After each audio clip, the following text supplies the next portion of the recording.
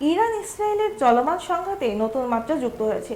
British সংবাদ মাধ্যম the টেলিগ্রাফের এক প্রতিবেদনে দাবি করা হয়েছে, ইরান তার সাম্প্রতিক হামলায় ইসরায়েলের 5টি সামরিক ঘাঁটিতে সরাসরি ক্ষেপণাস্ত্র আঘাত এনেছে। এসব ঘাঁটির মধ্যে একটি প্রধান বিমান ঘাঁটি, একটি গোয়েন্দা কেন্দ্র এবং একটি লজিস্টিক বেস রয়েছে। শনিবার 5 জুলাই প্রকাশিত প্রতিবেদনে জানানো হয়, যুদ্ধ শুরুর 12 দিনের মধ্যে ইরান সরাসরি আঘাত এনেছে এসব স্থাপনায়।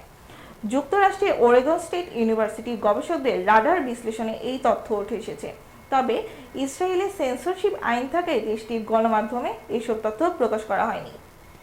ইরানের পক্ষ থেকে জানানো হয়েছে, তারা ক্ষেপণাস্ত্র ও আত্মঘাতী ড্রোন একসঙ্গে ব্যবহার করে ইসরায়েলের বিমান প্রতিরক্ষা ব্যবস্থাকে বিভ্রান্ত করেছে।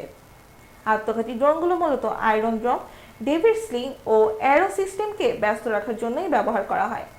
রাডার তথ্য অনুযায়ী ইরানের 36টি ক্ষেপণাস্ত্র ইরানের প্রতিরক্ষা ভেদ করে বেসামরিক ও শিল্প স্থাপনাতেও উল্লেখযোগ্য ক্ষয়ক্ষতি করেছে। এই হামলার ফলে 15,000 মানুষ গৃহহীন হয়ে হোটেলগুলোতে আশ্রয় নিতে বাধ্য হয়েছে।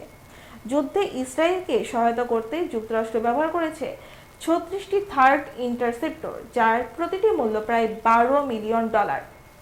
তবুও ইরানের ক্রমবর্ধমান ক্ষেপণাস্ত্র কার্যক্রম মোকাবেলায় ইসরায়েলের প্রতিপক্ষ ব্যবস্থায় চাপ তৈরি হয়েছে। সামাজিক মাধ্যমে ছড়িয়ে পড়া তথ্যে দাবি করা হচ্ছে, ইসরায়েল ইতোমধ্যে $1200 কোটি ক্ষতির মুখে পড়েছে। ইরানের বিপ্লবী গার্ডের উপপ্রধান মেজর জেনারেল আলী ফাসলি জানিয়েছেন, আমাদের ভূগর্ভস্থ ক্ষেপণাস্ত্র শহর অক্ষত রয়েছে এবং এখন পর্যন্ত ক্ষেপণাস্ত্রের মাত্র 25 থেকে 30% ব্যবহৃত হয়েছে।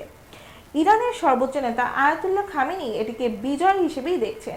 অন্যদিকে ইসরায়েলি কর্মকর্তারা পাল্টা দাবি করে জানান, ইরানের 400 ক্ষেপণাস্ত্র লঞ্চারের মধ্যে 200টির বেশি ধ্বংস করা হয়েছে। তবে বিশেষজ্ঞদের আশঙ্কা, ইরান দ্রুত উৎপাদনের মাধ্যমে তাদের মজুদ 8,000 থেকে 20,000-এ উন্নতি করতে সক্ষম হবে। ওরেগন স্টেট ইউনিভার্সিটির গবেষক কোরি শের জানিয়েছেন, দুই পক্ষের ক্ষয়ক্ষতি নিয়ে তারা পূর্ণাঙ্গ বিশ্লেষণ প্রকাশ করবেন 2 সপ্তাহের মধ্যে।